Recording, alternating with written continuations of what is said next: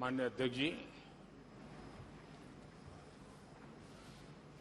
देश की 75 वर्षों की संसदीय यात्रा, उसका एक बार पुनः स्मरण करने के लिए और नए सदन में जाने से पहले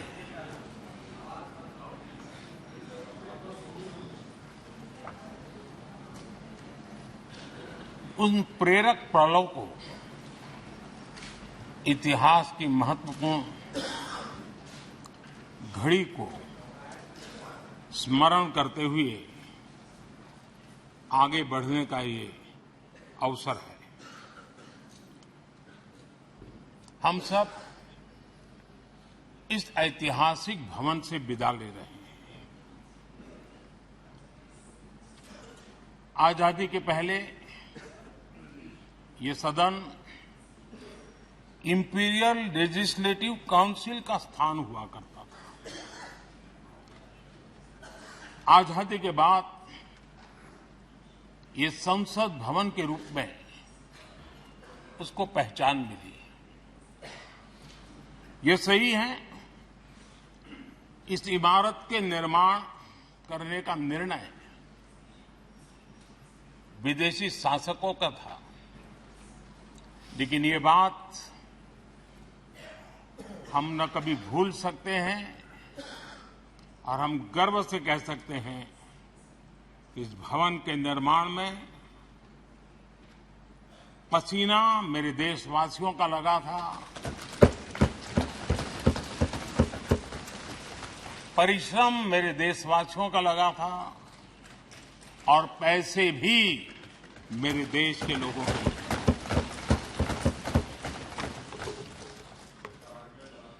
इस 75 वर्ष की हमारी यात्रा ने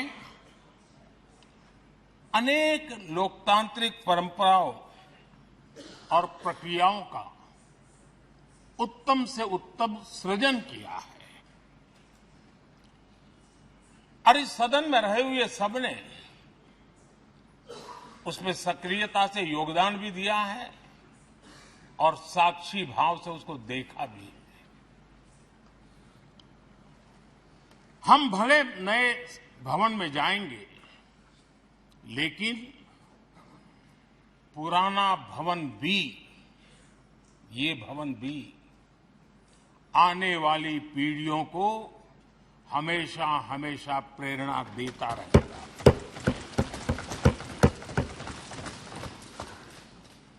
ये भारत के लोकतंत्र की स्वर्णिम यात्रा का एक महत्वपूर्ण अध्याय, जो सारी दुनिया को भारत की रगों में लोकतंत्र का सामर्थ्य कैसे है, इसका परिचित कराने का काम इस इमारत से होता रहेगा। आदरणीय अध्यक्ष जी, अमृतकाल की प्रथम प्रभा का प्रकाश राष्ट्र में एक नया विश्वास, नया आत्मविश्वास, नया उमंग, नए सपने, नए संकल्प और राष्ट्र का नया सामर्थ्य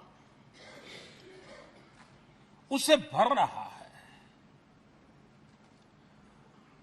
चारों तरफ आज भारतवासियों की उपलब्धि की चर्चा हो रही है और गौरव के साथ हो रही है। ये हमारे 75 साल के संसदीय इतिहास का एक सामूहिक प्रयास का परिणाम है, जिसके कारण विश्व में आज वो गूंज सुनाई दे रही है। आदरणीय अध्यक्ष जी, चंद्रयान-3 की सफलता न सिर्फ पूरा भारत, पूरा देश अभिभूत है और इसमें भारत के सामर्थ्य का एक नया रूप जो आधुनिकता से जुड़ा है, जो विज्ञान से जुड़ा है, जो टेक्नोलॉजी से जुड़ा है, जो हमारे वैज्ञानिकों के सामर्थ्य से जुड़ा है, जो 140 करोड़ देशवासियों के संकल्प की शक्ति से जुड़ा हुआ है, वो देश और दुनिया पर एक नया प्रभाव पैदा करने वाला है। ये सदन और इस सदन के माध्यम से मैं फिर एक बार देश के वैज्ञानिकों और उनके साथियों को कोटि कोटि बधाइयां देता हूं, उनका अभिनंदन करता हूं।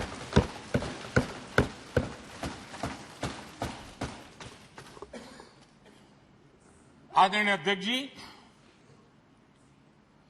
ये सदन ने भूतकाल में जब नेम की समिट हुई थी, सर्वसम्मति से प्रस्ताव पारित करके देश के इस प्रयास को सराहा था। आज G20 की सफलता को भी आपने सर्वसम्मति से सराहा है। मैं मानता हूं देशवासियों का आपने गौरव बढ़ाया है। मैं आपका आभार व्यक्त करता हूं। G20 की सफलता 140 करोड़ देशवासियों की है। ये भारत की सफलता है, किसी व्यक्ति की सफलता नहीं है, किसी दल की सफलता नहीं है। भारत के फेडरल स्ट्रक्चर ने, भारत की विविधता ने 60 स्थानों पर 200 से अधिक समिट और उसकी मेजबानी हिंदुस्तान के अलग अलग रंग रूप में देश की अलग अलग सरकारों ने बड़े आन बान शान से की और ये प्रभाव पूरे विश्व भर के मन पर पड़ा हुआ है। ये हम सबके सेलिब्रेट करने वाला विषय है, देश के गौरवगान को बढ़ाने वाला है। और जैसा आपने उल्लेख किया, भारत इस बात के लिए गर्व करेगा, जब भारत अध्यक्ष रहा उस समय अफ्रीकन यूनियन इसका सदस्य बना। मैं उस इमोशनल पल को भूल नहीं सकता जब अफ्रीकन यूनियन की घोषणा हुई और अफ्रीकन यूनियन के प्रेसिडेंट, उन्होंने एक इंटरव्यू में कहा कि मेरे जीवन में ऐसी पल थी, शायद मैं बोलते बोलते रो पड़ूंगा। आप कल्पना कर सकते हैं कि कितनी बड़ी अपेक्षा और आशाएं पूरी करने का काम भारत के भाग्य में आया। आदरणीय अध्यक्ष जी, भारत के प्रति शक करने का एक स्वभाव कई लोगों का बना हुआ है और जब आजादी मिली तब से चल रहा है। इस बार भी यही था, कोई डिक्लेरेशन नहीं होगा, असंभव है। लेकिन ये भारत की ताकत है कि वह भी हुआ और विश्व सर्वसम्मति से एक साझा घोषणा पत्र लेकर के आगे का रोड मैप लेकर के यहां से प्रारंभ हुआ है। और अध्यक्ष जी, आपके नेतृत्व में, क्योंकि भारत की अध्यक्षता नवंबर के आखिरी दिन तक है, इसलिए अभी हमारे पास जो समय है उसका उपयोग हम करने वाले हैं। और आपकी अध्यक्षता में दुनिया भर के ये जो G20 के सदस्य हैं, P20 पार्लियामेंट के स्पीकर्स की एक समिट जैसे आपने घोषणा की, सरकार का आपके इस प्रयासों को पूरा समर्थन रहेगा, पूरा सहयोग रहेगा। आदरणीय अध्यक्ष जी, हम सबके लिए गर्व की बात है कि आज भारत विश्व मित्र के रूप में अपनी जगह बना पाया है। पूरा विश्व भारत में अपना मित्र खोज रहा है, पूरा विश्व भारत की मित्रता को अनुभव कर रहा है। और उसका मूल कारण है हमारे जो संस्कार है, वेद से विवेकानंद तक जो हमने पाया है। सबका साथ सबका विकास का मंत्र आज विश्व को हमें साथ लाने में जोड़ रहा है। आदरणीय अध्यक्ष जी, ये सदन से विदाई लेना एक बहुत ही भावुक पल है। परिवार भी अगर पुराना घर छोड़कर के नए घर जाता है तो बहुत सारी यादें कुछ पल के लिए उसको झकझोर देती है। और हम जब ये सदन को छोड़ के जा रहे हैं तो हमारा मन मस्तिष्क भी उन भावनाओं से भरा हुआ है, अनेक यादों से भरा हुआ है। खट्टे मीठे अनुभव भी रहे हैं, नोकझोंक भी रही है, कभी संघर्ष का माहौल भी रहा है और कभी इसी सदन में उत्सव और उमंग का माहौल भी रहा है। ये सारी स्मृतियां हमारे साथ हम सबकी साझी स्मृतियां हैं। ये हम सबकी साझी विरासत है और इसलिए इसका गौरव भी हम सबका साझा है।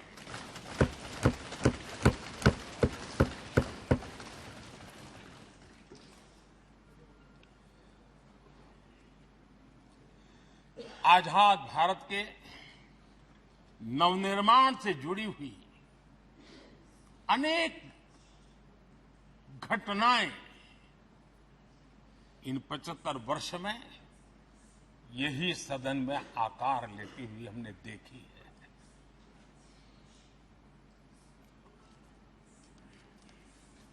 आज हम जब इस सदन को छोड़ करके नए सदन की ओर प्रस्थान करने वाले हैं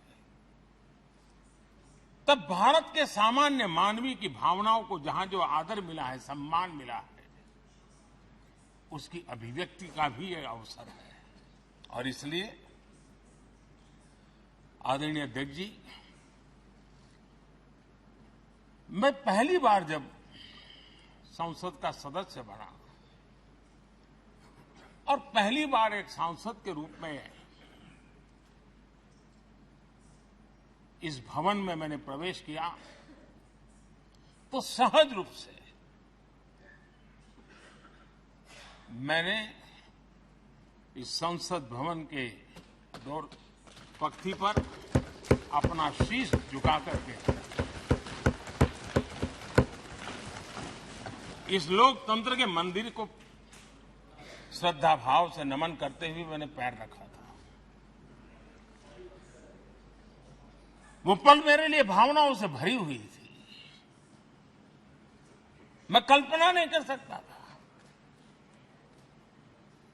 लेकिन भारत के लोकतंत्र की ताकत है, भारत के सामान्य मानवीय की लोकतंत्र के प्रति श्रद्धा का प्रतिबिंब है कि रेलवे प्लेटफॉर्म पर गुजारा करने वाला एक गरीब परिवार का बच्चा पार्लियामेंट पहुंच गया।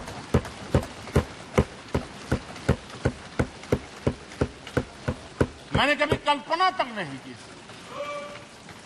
कि देश मुझे इतना सम्मान देगा, इतना आशीर्वाद देगा, इतना प्यार देगा। सोचा नहीं था अध्यक्ष जी। आदरणीय अध्यक्ष जी, हम में से बहुत लोग हैं जो संसद भवन के अंदर जो चीजें लिखी गई उसको पढ़ते भी रहते हैं, कभी कभी उसका उल्लेख भी करते हैं। हमारे यहाँ संसद भवन के प्रवेश द्वार पर एक छांदोग्य उपनिषद का एक वाक्य है, लोक द्वारम करके पूरा वाक्य है।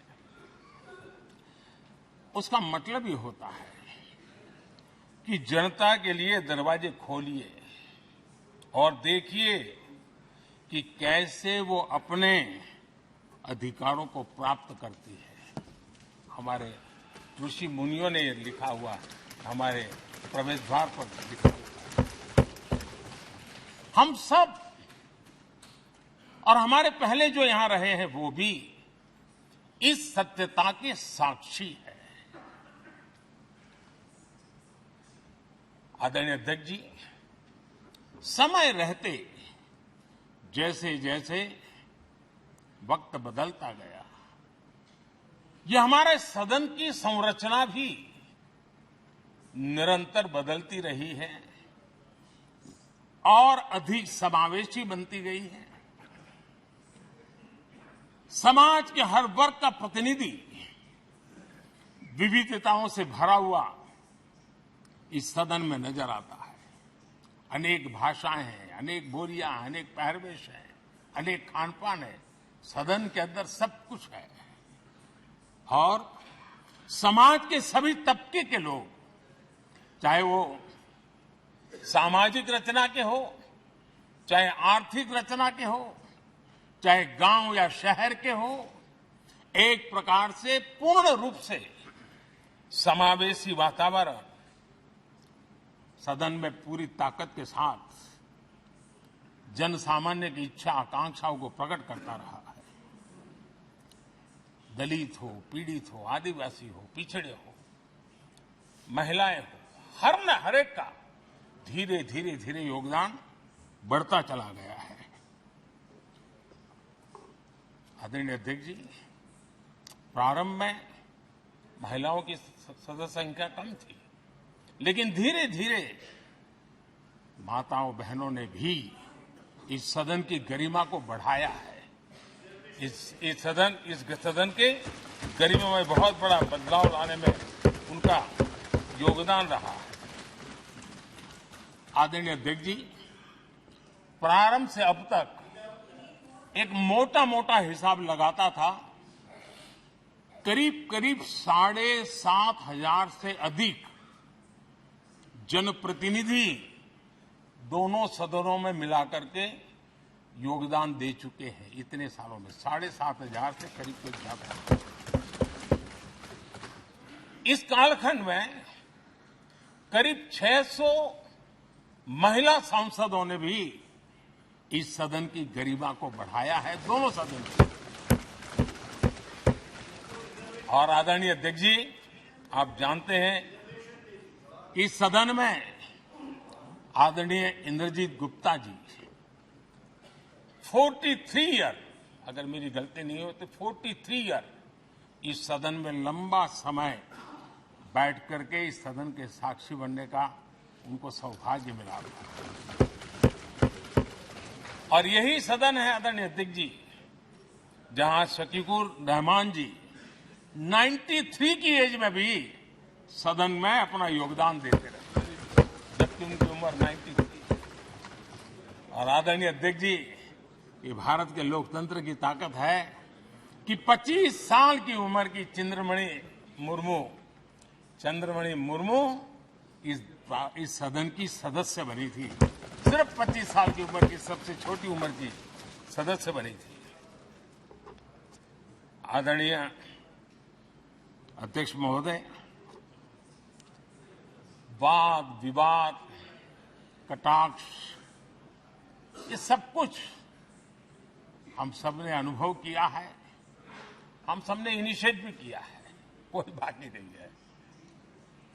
लेकिन उसके बावजूद भी शायद जो परिवार भाव हम लोगों के बीच में रहा है, हमारे पहले की पीढ़ियों में भी रहा है, जो लोग प्रचार माध्यमों से हमारा यहां का रूप देखते हैं और बाहर निकलते ही हमारा जो अपनापन होता है, परिवार भाव होता है, वो एक अलग ही ऊंचाई पर ले जाता है। और ये भी इस सदन की ताकत है, एक परिवार भाव। और उसके साथ साथ हम कभी कड़वाहट पाल करके नहीं जाते हैं। हम उसी प्यार से सदन छोड़ने के कई वर्षों के बाद भी मिल जाए तो भी उस प्यार को कभी भूलते नहीं है, उस स्नेह भरे याद दिनों को भूलते नहीं है। वो मैं अनुभव कर सकता हूं। आदरणीय अध्यक्ष जी, हमारे पहले भी और वर्तमान भी हमने कई बार देखा है कि अनेक संकटों के बावजूद भी, अनेक असुविधाओं के बावजूद भी सांसद सदन में आए हैं और उन्होंने शारीरिक पीड़ा भी असह्य हो तो भी सदन में एक सांसद के रूप में जनप्रतिनिधि के रूप में अपना कर्तव्य निभाया है। ऐसी अनेक घटनाएं आज हमारे सामने हैं। गंभीर गंभीर बीमारियों के बावजूद भी कोई व्हीलचेयर में आना पड़ा, किसी को डॉक्टरों को बाहर खड़े रख करके अंदर आना पड़ता था, लेकिन सभी सांसदों ने कभी न कभी इस प्रकार से अपनी भूमिका निभाई। कोरोना काल हमारे सामने उदाहरण है। हर परिवार में रहता था कहीं बाहर जाए तो मौत को बुलावा न दे दे, उसके बावजूद भी हमारे माननीय सांसद दोनों सदन में कोरोना काल के इस संकट की घड़ी में भी सदन में आए, अपना कर्तव्य निभाया। हमने राष्ट्र का काम रुकने नहीं दिया। आवश्यकता पड़ी, डिस्टेंस रखना भी था और बार बार टेस्टिंग भी करना पड़ता था। सदन में आते थे लेकिन मास्क पहनना पड़ता था। बैठने की रचना भी अलग अलग की, समय भी बदले गए। हर चीज के साथ राष्ट्र का काम रुकना नहीं चाहिए, इस भाव से सभी सदस्यों ने इस सदन को अपने कर्तव्य का महत्वपूर्ण अंग माना, संसद को चलाए रखा। और मैंने देखा है कि इस सदन से इतना लगाव लोगों का रहता है कि पहले कभी हम देखते थे कोई 30 साल पहले सांसद रहा होगा, कोई 35 साल पहले रहा होगा, लेकिन वो सेंट्रल हॉल तो जरूर आएगा। जैसे मंदिर जाने की आदत होती है, वैसे उनको सदन में आने की आदत है। इस जगह का लगाव बन जाता है, एक आत्मीय भाव से जुड़ाव हो जाता है। और ऐसे बहुत से पुराने लोग हैं जो आते जाते में मन करता है जरा चलो एक चक्कर काटते। आज उनका जनप्रतिनिधि के नाते दायित्व तो नहीं है, लेकिन भूमि के प्रति उनका लगाव हो जाता है। ये सामर्थ्य होता है इस सदन का। आदरणीय अध्यक्ष महोदय, आजादी के बाद बहुत बड़े बड़े विद्वान लोगों ने बहुत आशंकाएं व्यक्त की थी। पता नहीं देश का क्या होगा, चल पाएगा कि नहीं चल पाएगा, एक रहेगा कि बिखर जाएगा, लोकतंत्र बना रहेगा नहीं, 50। लेकिन इस देश की संसद की ताकत है कि पूरे विश्व को गलत सिद्ध कर दिया और ये राष्ट्र पूरे सामर्थ्य के साथ आगे बढ़ता रहा। और इस विश्वास से कि हम भले आशंकाएं होंगी, घने काले बादल होंगे, लेकिन सफलता प्राप्त करते रहेंगे। और ये हम सब लोगों ने, हमारी पुरानी पीढ़ियों ने मिलकर के इस काम को करके दिखाया है। इसका गौरवगान करने का ये अवसर है। आदरणीय अध्यक्ष जी, इसी भवन में 2 साल 11 महीने तक संविधान सभा की बैठकें हुई और उसने देश के लिए एक मार्गदर्शक जो आज भी हमें चलाता है, हमारे संविधान दिया। और 26 नवंबर 1949 को जो संविधान हमें मिला, वो 26 जनवरी 1950 को लागू हुआ। इन 75 वर्षों में सबसे बड़ा जो अचीवमेंट है वो ये है कि देश के सामान्य मानवी का इस संसद पर विश्वास बढ़ता ही गया है। और लोकतंत्र की सबसे बड़ी ताकत यही है कि इस महान संस्था के प्रति, इस महान इंस्टीट्यूशन के प्रति, इस व्यवस्था के प्रति उनका विश्वास अटूट रहे, विश्वास उनका बना रहे। इन 75 वर्षों में हमारी संसद ने जन भावनाओं की अभिव्यक्ति का भवन भी बना दिया। यहां जन भावनाओं की पुरजोश अभिव्यक्ति और हम देखते हैं राजेंद्र बाबू से लेकर डॉक्टर कलाम, रामनाथ कोविंद और अभी द्रौपदी मुर्मू जी, इन सब के संबोधन का लाभ हमारे सदनों को मिला है, उनका मार्गदर्शन मिला है। आदरणीय अध्यक्ष जी, पंडित नेहरू जी, शास्त्री जी, वहां से लेकर के अटल जी, मनमोहन सिंह जी तक एक बहुत बड़ी श्रृंखला जिसने इस सदन का नेतृत्व किया है और सदन के माध्यम से देश को दिशा दी है, देश को नए रंग रूप में ढालने के लिए उन्होंने परिश्रम किया है, पुरुषार्थ किया है। आज उन सबका गौरवगान करने का भी अवसर है। आदरणीय अध्यक्ष जी, सरदार वल्लभ भाई पटेल, लोहिया जी, चंद्रशेखर जी, आडवाणी जी, न जाने अनगिनत नाम जिन्होंने हमारे इस सदन को समृद्ध करने में, चर्चाओं को समृद्ध करने के लिए, देश के सामान्य से सामान्य व्यक्ति की आवाज को ताकत देने का काम इस सदन में किया है। विश्व के भी अनेक राष्ट्राध्यक्षों ने हमारे इन सदनों को संबोधित करने का भी अवसर आए हैं और उनकी बातों में भी भारत के लोकतंत्र के प्रति आदर का भाव व्यक्त हुआ है।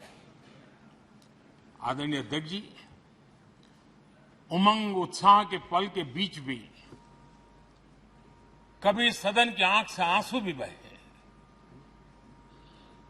ये सदन दर्द से भर गया जब देश को 3 अपने प्रधानमंत्री उनको अपने कार्यकाल में ही खोने की नौबत आई, नेहरू जी, शास्त्री जी और इंदिरा जी। तब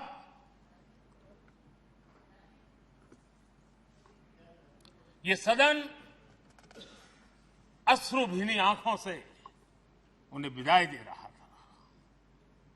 आदरणीय अध्यक्ष जी, अनेक चुनौतियों के बावजूद भी हर स्पीकर ने, हर सभापति ने बेहतरीन तरीके से दोनों सदनों को सुचारू रूप से चलाया है और अपने कार्यकाल में उन्होंने जो निर्णय किए वो निर्णय मावलंकर जी से काल से शुरू हुए हो या सुमित्रा जी के कालखंड के हो या बिरला जी के, आज भी उन निर्णयों को रेफरेंस पॉइंट माना जाता है। ये काम हमारे करीब 17 स्पीकर और उसमें 2 हमारी महिला स्पीकर ने भी, और मावलंकर जी से लेकर के सुमित्रा ताई तक और बिरला जी का मार्गदर्शन आज भी हमें मिल रहा है। हर एक ने अपनी अपनी शैली रही है, लेकिन उन्होंने सबको साथ लेकर के नियमों कानूनों के बंधन में इस सदन को हमेशा ऊर्जावान बनाए रखा है। मैं आज उन सभी स्पीकर महोदय को भी आज वंदन करता हूं, अभिनंदन करता हूं। आदरणीय अध्यक्ष जी, ये सही है कि हम जनप्रतिनिधि अपनी अपनी भूमिका निभाते हैं, लेकिन सातत्यपूर्ण तरीके से हमारे बीच जो ये टोली बैठती है उनकी भी कई पीढ़ियां बदल गई है। कभी कागज लेके दौड़ के आते हैं, उनका भी योगदान कम नहीं है।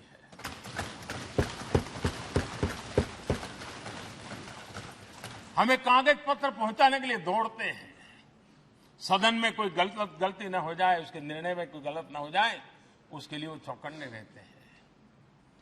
जो काम इनके द्वारा हुआ है उसने भी सदन के क्वालिटी ऑफ गवर्नेंस में तेजी लाने में बहुत बड़ी मदद की है। मैं उन सभी साथियों का और इनके पूर्व में जो रहे हैं उनका भी हृदय से अभिनंदन करता हूं। इतना ही नहीं, सदन मतलब ये खंड ही नहीं है, इस पूरे परिसर में अनेक लोगों ने, किसी ने हमें चाय पिलाई होगी, किसी ने पानी पिलाया होगा, किसी ने रात रात चली हुई सदन को किसी को भूखा पेट रहने नहीं दिया होगा। कई प्रकार की सेवाएं की होगी। किसी ने माली ने इसके बाहर के एनवायरनमेंट को संभाला होगा, किसी ने इसकी सफाई की होगी। न जाने कितने ही अनगिनत लोग होंगे जिन्होंने हम सब अच्छे ढंग से काम कर सके, और यहां जो काम हो वो काम देश को आगे बढ़ाने के लिए अधिक से अधिक तेजी से हो, उसके लिए जो माहौल बनाना, व्यवस्था बनाना, उसके लिए जिसने योगदान दिया है, मेरी तरफ से भी और इस सदन की तरफ से भी मैं उनका विशेष रूप से नमन करता हूं।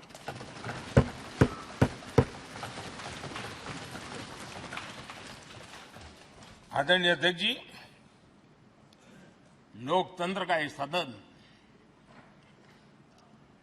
आतंकी हमला हुआ, पूरे विश्व में यह आतंकी हमला एक इमारत पर नहीं था, ये मदर ऑफ डेमोक्रेसी एक प्रकार से हमारी जीवात्मा पर यह हमला था। ये देश उस घटना को कभी भूल नहीं सकता है, लेकिन आतंकियों से लड़ते लड़ते सदन को बचाने के लिए और हर सदस्य को बचाने के लिए जिन्होंने अपने सीने पर गोलियां झेली, आज मैं उनको भी नमन करता हूं। हमारे बीच नहीं है, लेकिन उन्होंने बहुत बड़ी रक्षा की है। आदरणीय अध्यक्ष जी, जब आज हम इस सदन को छोड़ रहे हैं, तब मैं उन पत्रकार मित्रों को भी याद करना चाहता हूं जिन्होंने जीवन में, कुछ लोग तो ऐसे हैं जिन्होंने पूरा जीवन अपने कार्यकाल में संसद के काम को ही उन्होंने रिपोर्ट किया है। एक प्रकार से वो जीवंत साक्षी रहे हैं। उन्होंने यहां की पल पल की जानकारी देश तक पहुंचाई, और तब तो ये सारा टेक्नोलॉजी अवेलेबल नहीं थी। तब वही लोग थे जो यहां की बात पहुंचाते थे, और उनका सामर्थ्य था वो अंदर की भी पहुंचाते थे और अंदर की भी पहुंचाते थे।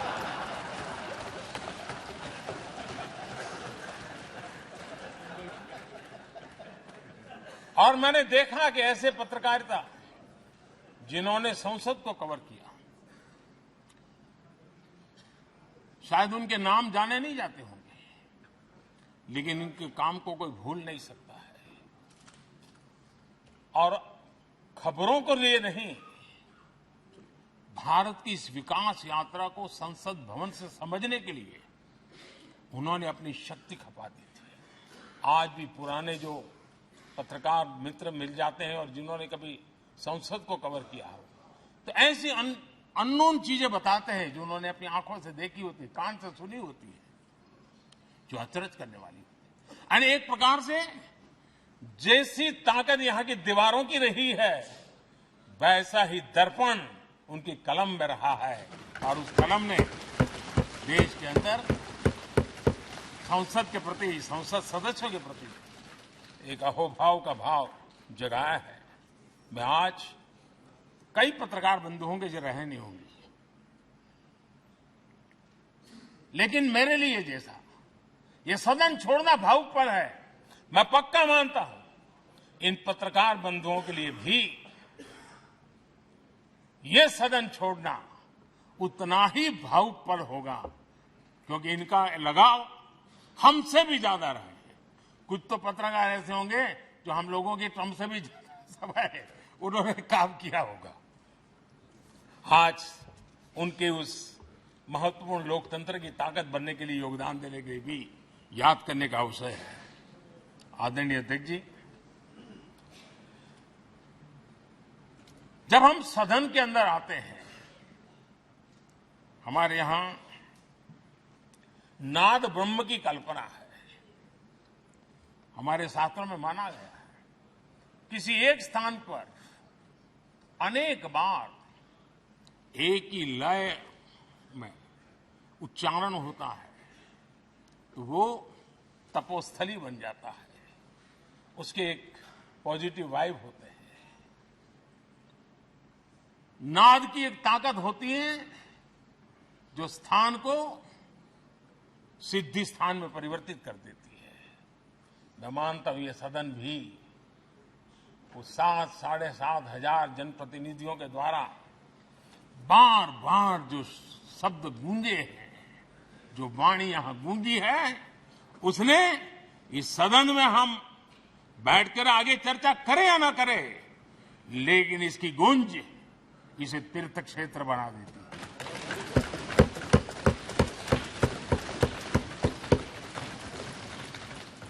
एक जागृत जगह बन जाती है और लोकतंत्र की प्रति श्रद्धा रखने वाला व्यक्ति आज से 50 साल के बाद भी जब यहां देखने के लिए भी आएगा तो उसे उस गूंज की अनुभूति होगी कि कभी भारत की आत्मा की आवाज यहां पर गूंजती थी।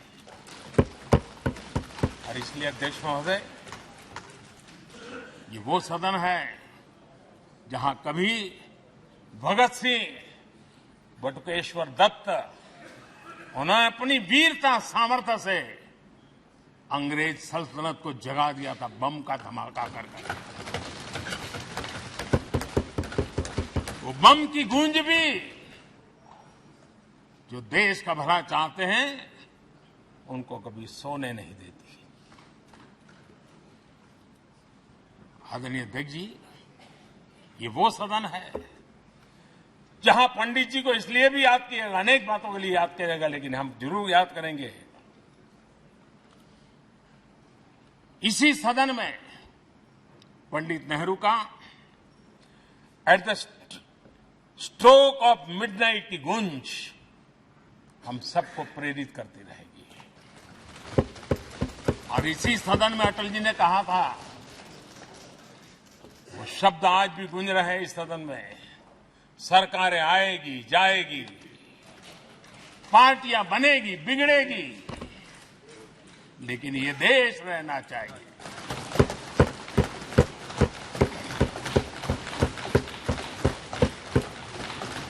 आदरणीय अध्यक्ष जी, पंडित नेहरू की जो प्रारंभिक मंत्री परिषद थी, बाबा साहब आंबेडकर जी एक मंत्री के रूप में दुनिया की बेस्ट प्रैक्टिसेस भारत में लाने पर बहुत जोर दिया करते थे। फैक्ट्री कानून में अंतर्राष्ट्रीय सुझावों को शामिल करने पर बाबा साहब सर्वाधिक आग्रही रहे थे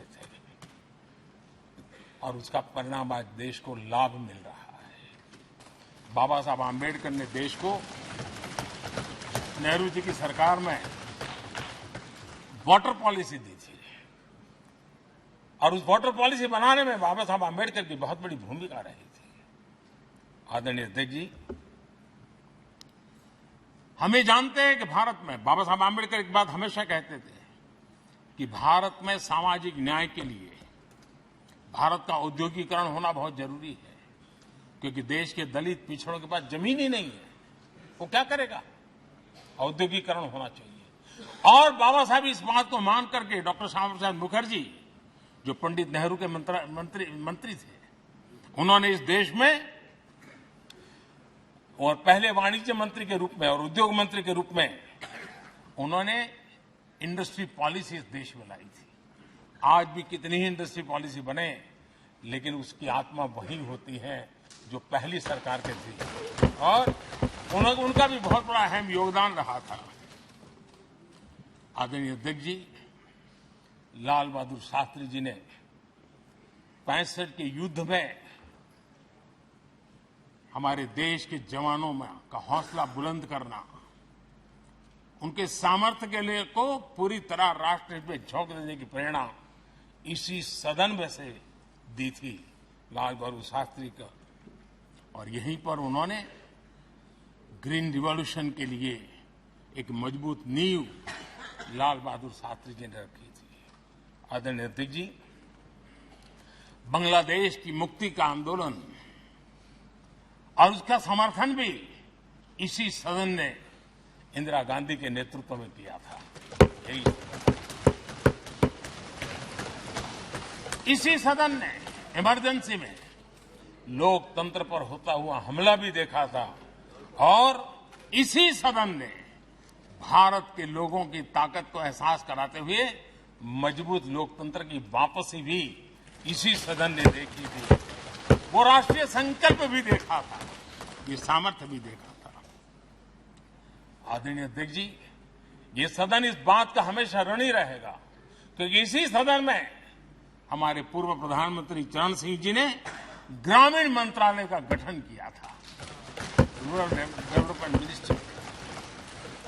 इसी सदन में मतदान की उम्र 21 से 18 करने का निर्णय हुआ था और देश की युवा पीढ़ी को इसका योगदान देने के लिए प्रेरित किया गया, उत्साहित किया गया था।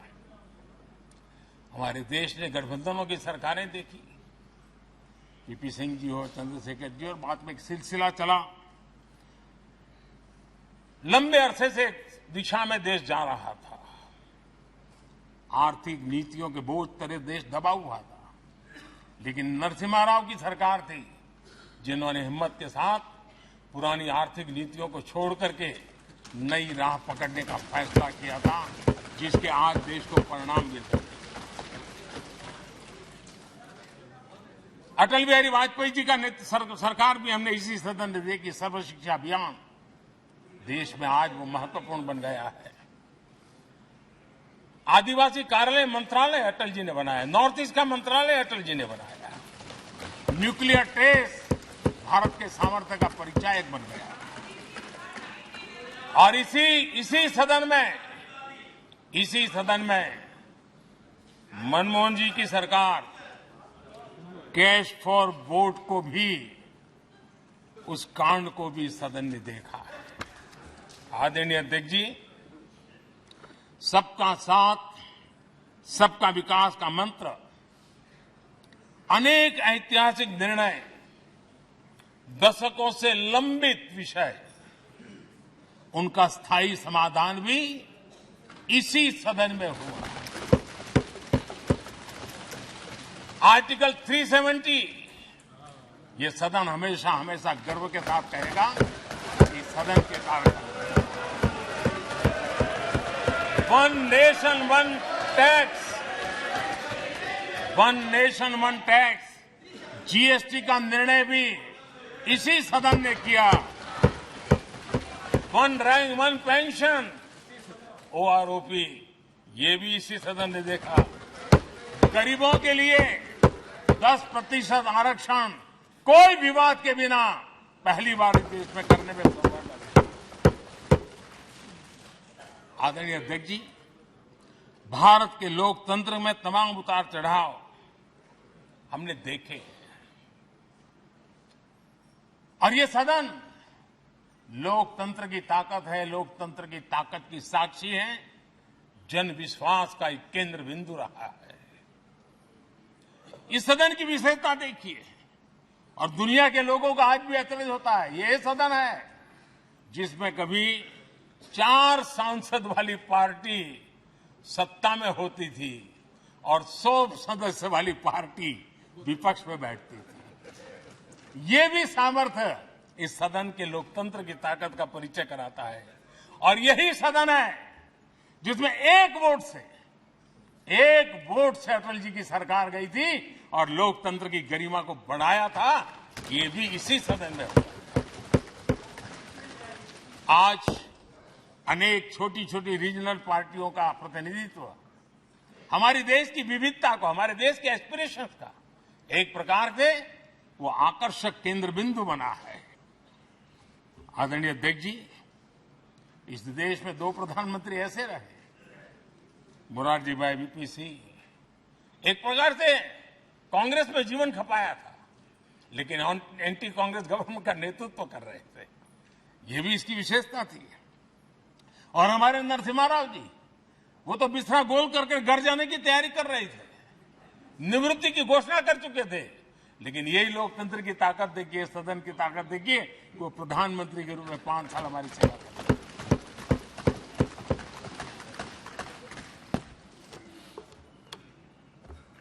आदरणीय अध्यक्ष जी,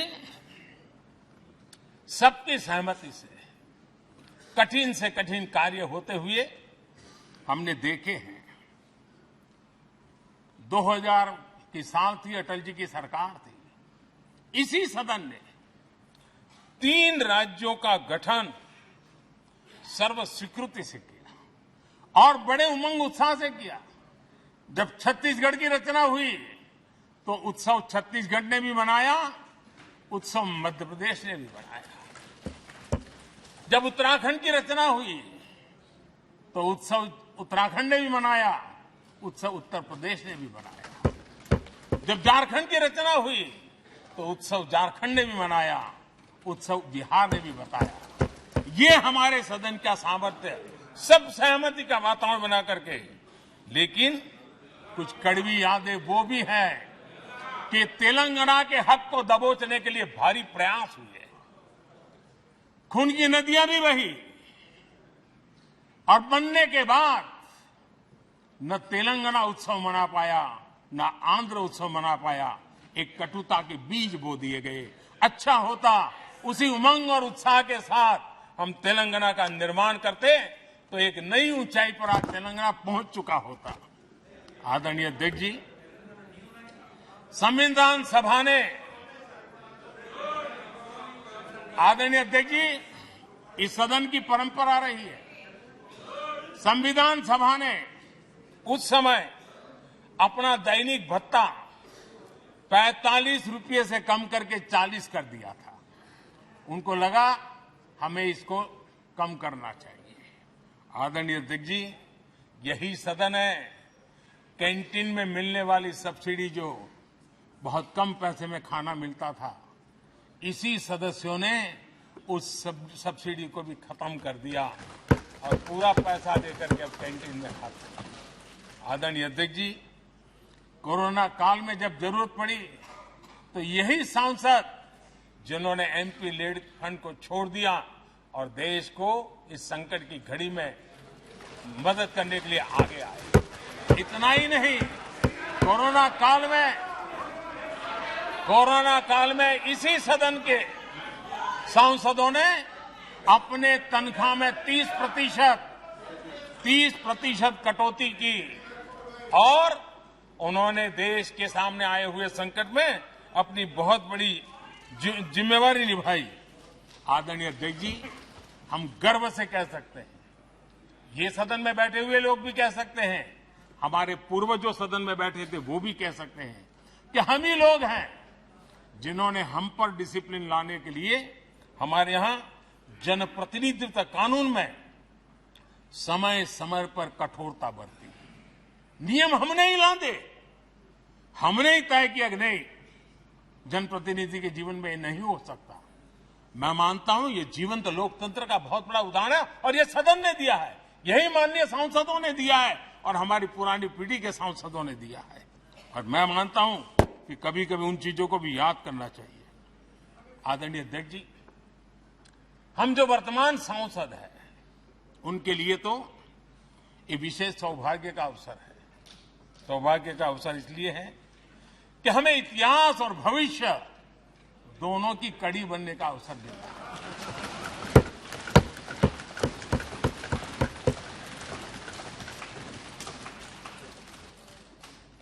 कल और आज से जुड़ने का हमें अवसर मिल रहा है और आने वाली कल निर्माण करने का एक नया विश्वास, नया उमंग, नए उत्साह के साथ हम यहां से विदाई लेने वाले हैं। आदरणीय अध्यक्ष महोदय, आज का दिवस सिर्फ और सिर्फ इस सदन के सभी 7,500 जनप्रतिनिधि रह चुके हैं उनके गौरवगान का पल है। इन दीवारों से हमने जो प्रेरणा पाई है, जो नया विश्वास पाया है, उसको लेकर जाने का है। बहुत सी बातें ऐसी थी जो सदन में हर किसी की ताली की हकदार थी, लेकिन शायद राजनीति उसमें भी आड़े आ रही है। नेहरू जी के योगदान का गौरव गान अगर इस सदन में होता है, कौन सदस्य होगा जिसको ताली बजाने का मन न करे। लेकिन उसके बावजूद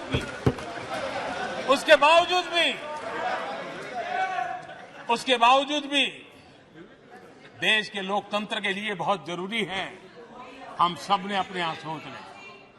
आदरणीय अध्यक्ष जी,